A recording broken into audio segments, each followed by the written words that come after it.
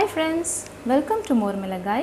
So இன்னைக்கு நம்ம வீடியோல நம்ம பார்க்க போற அந்த ஸ்பெஷல் ரெசிபி சிக்கன் சிந்தாமணி. இத சிந்தாமணி சிக்கனும் சொல்லலாம். ஸோ இது ஒரு சூப்பரான ஒரு சைட் டிஷ்ங்க. நம்ம எந்த ஒரு மிளகா பொடியோ மசாலா பொடியோ சேர்க்காம வெறும் மிளகாய், பச்சை மிளகாய், காஞ்ச மிளகாய் வச்சு மட்டுமே இத ஒரு சூப்பரான ஒரு டிஷ் செய்ய போறோம். ஸோ இது வந்து ஒரு இன்னைக்கு நாட்டுக்கோழி வச்சு நான் செய்கிறேன். இதே ரெசிபி நீங்கள் பிராய்லர் சிக்கன் வச்சும் செய்யலாம். ஸோ இந்த சிக்கன் சிந்தாமணி எப்படி செய்யலான்னு நம்ம வீடியோவில் பார்க்கலாம் வாங்க. ஓகே ஃப்ரெண்ட்ஸ், இன்றைக்கி நம்ம சிந்தாமணி சிக்கன் செய்ய தொடங்கிறதுக்கு முதல்ல ஸ்டவ் ஆன் பண்ணி ஒரு வானல் வச்சுருக்கேன். ஸோ கடாய் நல்லா சூடானதும் நம்ம ஒரு 3 டேபிள் ஸ்பூன் நல்லெண்ணெய் எடுத்துக்கலாம். ஸோ இந்த சிந்தாமணி சிக்கன் ரெசிபி நல்லெண்ணெயில் செய்தோன்னா ரொம்ப டேஸ்ட்டாக இருக்கும். ஸோ ஒரு 3 டேபிள் ஸ்பூன் நல்லெண்ணெய் வச்சுக்கலாம். நல்லெண்ணெய் சூடானதும் அரை ஸ்பூன் கடுகு உளுந்து இதை சேர்த்துக்கலாம்.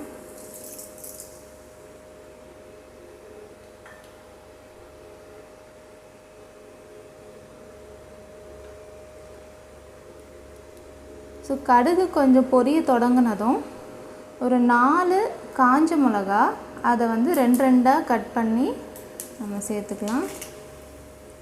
ஸோ இந்த ரெசிபிக்கு காரம் வந்து வெறும் பச்சை மிளகாவும் காஞ்ச மிளகாவும் தான். அதனால் நம்ம 4 காஞ்ச மிளகா எடுத்திருக்கோம். இதுக்கு மிளகாத்தூள் எதுவும் சேர்க்க போகிறதில்ல. காஞ்ச மிளகா போட்டதுக்கப்புறம் 4 பச்சை மிளகா அதே மாதிரி கட் பண்ணி வச்சுருக்கேன், அதை சேர்த்துக்கலாம்.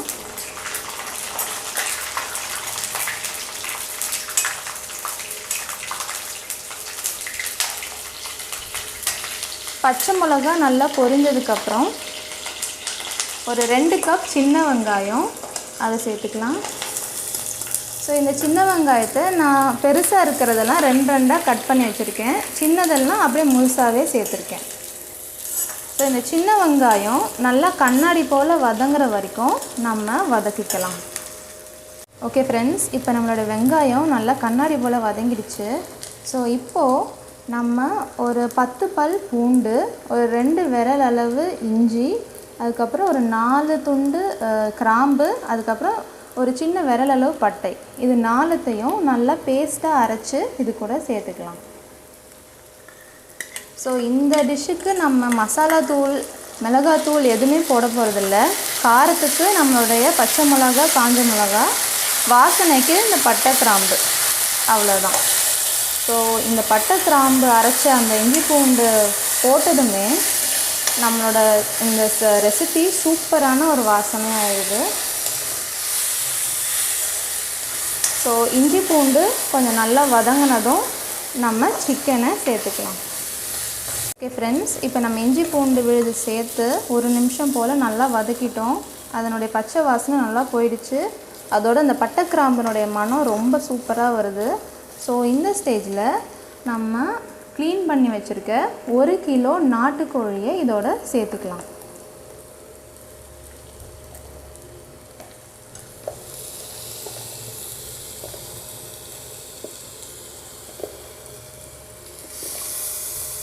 ஸோ நம்ம சிக்கன் சேர்த்து நல்லா மிக்ஸ் பண்ணிக்கணும். ஸோ நான் மஞ்சள் போட்டு நாட்டுக்கோழியை க்ளீன் பண்ணியிருக்கேன், அதனால் நமக்கு அந்த மஞ்சள் கலர் அந்த சிக்கனில் நல்லா தெரியுது. ஸோ நீங்கள் நினைக்கலாம் எந்த மசாலா பொடியுமே இல்லாமல் எப்படி இருக்கும் இந்த டேஸ்ட்டுன்னு. ஆனால் நீங்கள் எதிர்பார்க்குறத விட ரொம்பவே சூப்பராக இருக்கும் இந்த சிக்கன் சிந்தாமணி. ஸோ இந்த சிக்கன் சேர்த்து நல்லா நம்ம கலந்ததுக்கப்புறமா ஒரு அரை ஸ்பூன் மஞ்சள் தூள், இது மட்டும்தான் நம்ம இதில் சேர்க்குறோம்.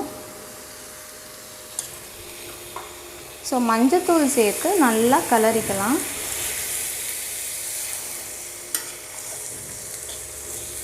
இது கலர்னதுக்கப்புறம் இந்த ரெசிபிக்கு தேவையான அளவு உப்பு இப்போ நம்ம சேர்க்க போகிறோம். ஸோ அடுப்பு கொஞ்சம் ஸ்லோ பண்ணிக்கோங்க, இல்லைன்னா அடி பிடிக்க வாய்ப்பு இருக்குது. ஸோ இப்போ இந்த சிக்கனுக்கு தேவையான அளவு உப்பை நம்ம சேர்த்துக்கலாம்.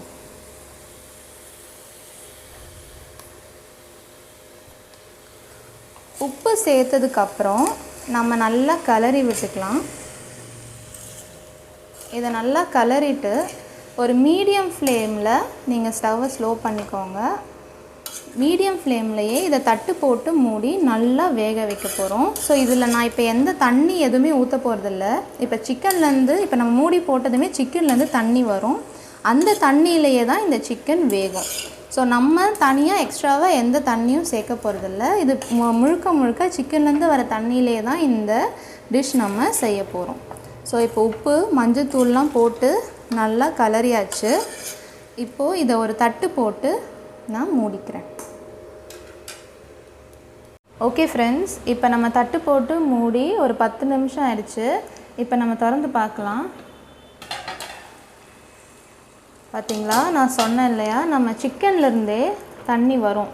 ஸோ இந்த தண்ணியே நம்ம சிக்கன் வேகிறதுக்கு போதுமானதாக இருக்கும்னு சொன்னேன். ஸோ அதே மாதிரி நம்மளோட சிக்கனும் 90% நல்லா வெந்துருச்சு.